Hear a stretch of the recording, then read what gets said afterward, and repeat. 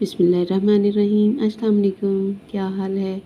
उम्मीद करती हूँ कि आप सब अल्लाह के फ़ज़ल और करम से ठीक होंगे। जो बीमार हैं अल्लाह पाक उन सबको सेहत और तंदुरुस्ती वाली ज़िंदगी अता फ़रमाए, और जो रिज़्क़ की वजह से परेशान हाल हैं अल्लाह पाक उनका रिज़्क़ कुशादा फ़रमाए, और जो बेनमाज़ी हैं अल्लाह पाक उन सबको 5 वक़्त का नमाज़ी बनाए, और हमें इस जहान और अगले जहान दोनों जहानों की नेमतें, दौलतें और रहमतें अता फ़रमाए।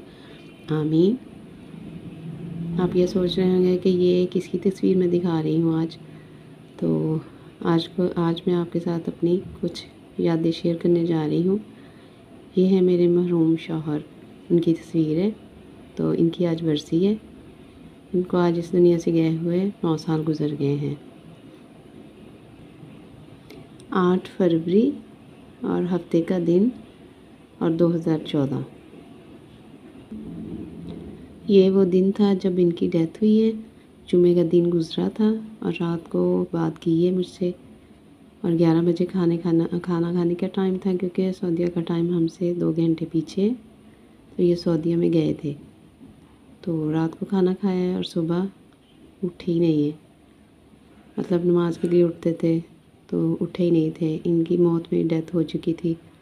डॉक्टरों के मुताबिक कि इनका हार्ट बंद हो गया था। इनको हार्ट अटैक नहीं हुआ था, इनका दिल बंद हो गया था।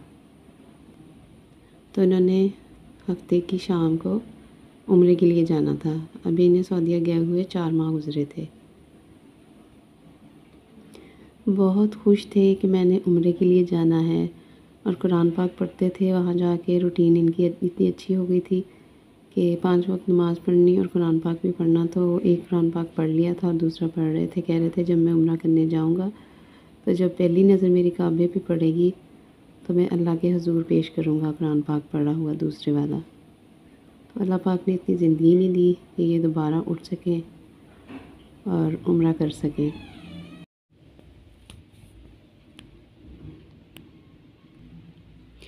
और कुरान पाक पढ़ते थे तो रोज़ मुझसे बात करते पूछते थे कि पहले मुझे बताओ कि मैंने आज का कितना कुरान पाक पढ़ लिया है।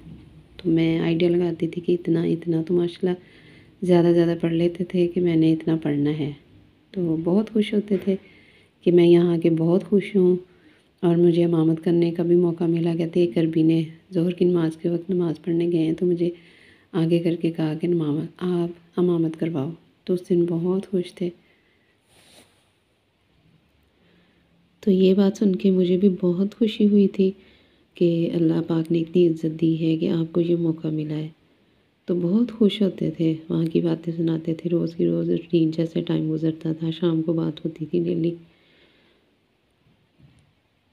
ये इनकी एक और तस्वीर है, ये भी इन्होंने सऊदीया से मुझे भेजी थी। ये जनवरी की 2 तारीख थी, रात को काम से आके। तो फिर उसके बाद तस्वीर बनाई थी और मुझे भेजी थी। कुछ तस्वीरें थी जो वहाँ जाके सऊदीया जाके बनाई थी और मुझे भेजी थी। यही मेरे पास उनकी आखिरी यादगार तस्वीरें हैं। ये तस्वीरें हैं, ये ईद की हैं, बड़ी ईद की, क्योंकि जब यहाँ से गए थे तो ईद में, बड़ी ईद में 4 दिन थे। तो वहाँ जाके ये ईद की तस्वीरें हैं। ये रात के वक्त बाहर निकले थे आउटिंग के लिए, तो ये वो तस्वीर है। और ये भी है, सेम ही है ये तो। ये वहाँ की तस्वीरें हैं, सऊदीया की भेजी हुई। और ये है, तो वहाँ जाके अपनी ज़िंदगी का बहुत अच्छा सफ़र इन्होंने शुरू किया था। तो अल्हम्दुलिल्लाह खुश भी बहुत थे। बस ये नहीं पता था कि ये खुशी आर्ज़ी है, कुछ टाइम की है। तो जैसे अल्लाह पाक रखें वहाँ हमें रहना पड़ता है, और अल्लाह का हुक्म पे राज़ी भी होना पड़ता है। आप पहले तो इस बात को तस्लीम नहीं करते, लेकिन आप आहिस्ता आहिस्ता अल्लाह पाक आपको हौसला हिम्मत दे देता है। एक 8 फरवरी 2014, ये मेरे लिए मेरी ज़िंदगी को बहुत तकलीफ़ दे दिन था। ये दिन कभी नहीं भूलता। और एक 29 अक्टूबर 2003, मेरी माँ की वफ़ात का दिन। अल्लाह पाक इन दोनों को अपनी जन्नत में करवर जन्नत नसीब अता फ़रमाए, और इनका आला से आला मकाम अता फ़रमाए। आमीन। ये बहुत अच्छे इंसान थे। इनके बारे में आपको बताऊं, ये ऐसे इंसान थे कि अपना मुँह का निवाला निकाल के देते थे दूसरों को। तो बहुत बहुत दिल के अच्छे थे, बहुत नेक थे, बहुत मुखलिस इंसान थे। कहते हैं ना कि अच्छे इंसान कम मिलते हैं, और बड़ों से सुना है कि उनकी ज़िंदगी भी कम होती है, वो अल्लाह पाक उनको अपने पास जल्दी बुला लेते हैं। तो ऐसे ही इनके साथ हुआ। ये बहुत अच्छे इंसान थे, बहुत अच्छे शौहर थे, बहुत अच्छे भाई थे, बेटे थे, मतलब हर एक का दिल से ख्याल करते थे। हर एक के साथ इज़्ज़त से पेश आते थे, बड़ा हो छोटा हो। बड़ों की तो इज़्ज़त इतनी करते थे और छोटों की भी इतनी करते थे कि मतलब होता था मुझे कि देख के, मैं शुरू में जब मेरी शादी हुई है मैं देखती थी कि ये छोटों को भी इतनी इज़्ज़त करते हैं। तो बहुत खुशी होती थी, मैंने इनसे बहुत कुछ सीखा, बहुत कुछ मतलब अखलाक में, उठने बैठने में, बहुत सी आदतें, बहुत सी बातें इनसे सीखी। मतलब इनकी तारीफ़ करने के लिए मुझे फिर समझ नहीं आती कि लफ़्ज़ कौन से इस्तेमाल करूँ। लफ़्ज़ कम पड़ जाते हैं और मैं उसकी वज़ाहत नहीं कर पाती। मेरे बाप की, बहन भाइयों की, सबकी बहुत इज़्ज़त करते थे। एक दफ़ा हम कहीं जा रहे थे, तो मेरे फ़ादर भी साथ थे, वो मोटर बाइक पे अपनी पे थे, मैं इनके साथ थी। तो ये पीछे पीछे पीछे पीछे और मेरे अब्बू आगे आगे, लेकिन आहिस्ता आहिस्ता। मैंने कहा आप आगे निकाल लें, तो हमें रास्ते का पता है जहाँ हम जा रहे हैं। तो कहते कि नहीं, एक दफ़ा, दो दफ़ा, तीसरी दफ़ा फिर मुझे बताया कि आपको मेरी बात की समझ नहीं आई कि मैं क्यों नहीं आगे जा रहा। तो मैंने कहा क्यों नहीं जा रहे? कहते आगे अब्बू जान जा रहे हैं, तो वो बड़े हैं, तो मैं उनके आगे चला जाऊँ, ये कभी भी नहीं हो सकता कि मैं उनके आगे जाऊँ, बेअदबी करूँ, वो हमारे बड़े हैं, बाप हैं। तो मैं सुन के बड़ी हैरान हुई थी। मैंने कहा अच्छा। तो मेरे बाप की बहुत इज़्ज़त करते थे, बहुत अदब करते थे। वो गुस्से से कुछ कह दें ना कह दें, तो लेकिन बहुत इज़्ज़त एहतराम से सर झुका के जी जी, और बस, और कुछ भी नहीं बोलते थे। मतलब अब वही बात है कि इनकी तारीफ़ के लिए मेरे पास अल्फाज नहीं हैं। तो अल्लाह पाक इनको करवट में, जन्नत में करवट करवट जन्नत नसीब अता फ़रमाए, इनकी अगली दुनिया आसान फ़रमाए। और इंशाअल्लाह इंशाअल्लाह ज़रूर होगी जैसे ये थे। तो पूरी उम्मीद है मुझे ना अपने अल्लाह पे और अपने शौहर की बातों पे, इनके अखलाक पे। ये ऐसे थे कि जैसे मैं जो दिल में सोचती थी तो इनको पता चल जाता था। मैं घर बैठी सोच रही होती थी ये हो, ऐसे कर लें, ऐसे कर लें, तो ये वो चीज़ें लेके घर पहुंच जाते थे। एक दफ़ा, दो दफ़ा, तीन दफ़ा, कई दफ़ा होता था। तो मैं बड़ी खुश होती थी और फिर मैं बताती थी कि मैं ऐसे सोच रही थी और आप ये आपने कर दिया, या आप ये ले आए खाने को, आज ये पका लें या ये कर लें।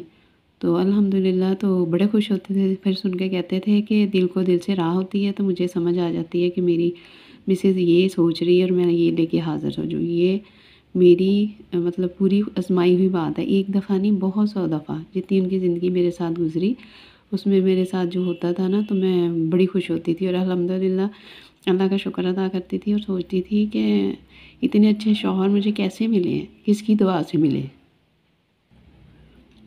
ऐसे अच्छे इंसान मेरी ज़िंदगी में अल्लाह पाक ने 3 भेजे, मेरी ज़िंदगी में आए, जो दिल की बात या चेहरे से देख के समझ जाते थे। सबसे पहले तो मेरी वालदा थी, मेरी अम्मी थी। वो ऐसी होती थी कि मुझे कोई परेशानी होती थी, कोई बात होती थी या कुछ चाहिए होता था, तो वो खुद ही समझ जाती थी, कभी कहना नहीं पड़ा था।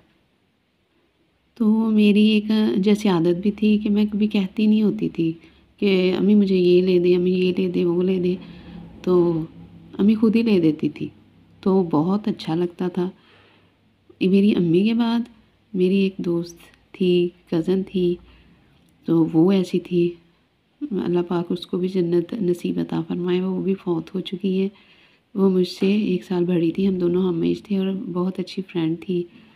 कज़न तो बाद में आता है, लेकिन बहुत अच्छी दोस्त थी, जो आपको समझे, आपकी फ़ीलिंग समझे, आपको कुछ कहना ना पड़े, तो वो आपका बहुत अच्छा दोस्त ही होता है।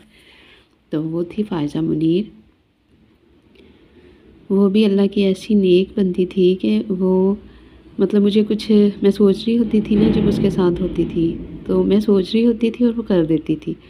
आप यकीन जाने इतनी खुशी होती थी, तो मैं मतलब उसे बताती थी कि मैं ये सोच रही थी और तुमने ये कर दिया या तुमने ये ला दिया।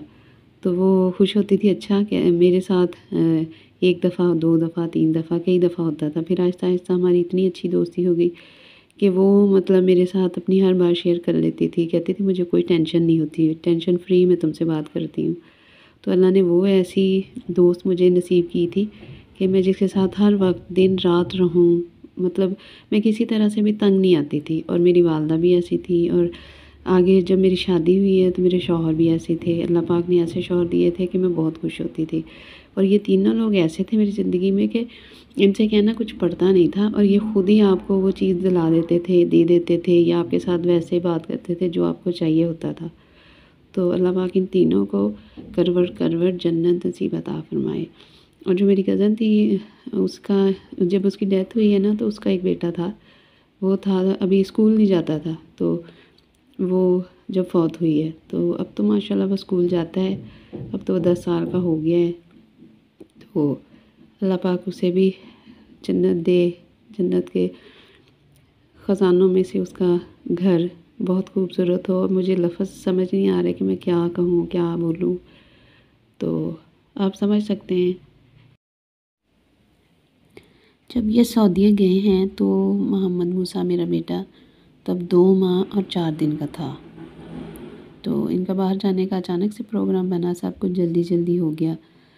मतलब मूसा के पैदा होने से पहले, उसकी बर्थ से पहले ऐसा कुछ भी नहीं था। तो अल्लाह पाक ने इतनी जल्दी वसीला बनाया कि ये जल्दी-जल्दी सारे काम हो गए थे और ये बाहर चले गए थे।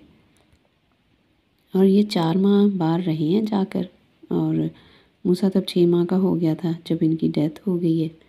तो अब मूसा माशाल्लाह अल्हम्दुलिल्लाह 9 साल का हो गया है। अब अगस्त में वो हो जाएगा 10 का। तो अल्हम्दुलिल्लाह माशाल्लाह बहुत खुशी होती है उसे देख कर कि इतने साल हो गए और इतना माशाल्लाह बड़ा हो गया है। मेरे शौहर की जब डेथ हुई है तो उस दिन 8 तारीख थी, 8 फरवरी। तो फिर जब इनको अल्हम्दुलिल्लाह इनकी मैयत आ गई थी, शुक्र अल्लाह का, और जल्द आ गई थी। ये हफ्ते को फौत हुए हैं, तो जुमेरात को इनकी मैयत रात को 11 बजे आ गई थी। और जुमे के दिन इनका जनाज़ा था, और माशाल्लाह बहुत बड़ा जनाज़ा था। इनके बहुत जानने वाले थे, और एक फिर जवान मौत थी। जो भी सुन रहा था यकीन नहीं कर रहा था। तो अल्हम्दुलिल्लाह लेके मेरे शौहर को मेरे भाई गए थे। वो असल में सऊदीया में होते हैं। मेरे पिछले व्लॉग्स में आपने ये बात मैंने आपको बताई है। तो वो मेरे भाई इनको लेके गए थे, और फिर मैयत भी वही लेके आए थे।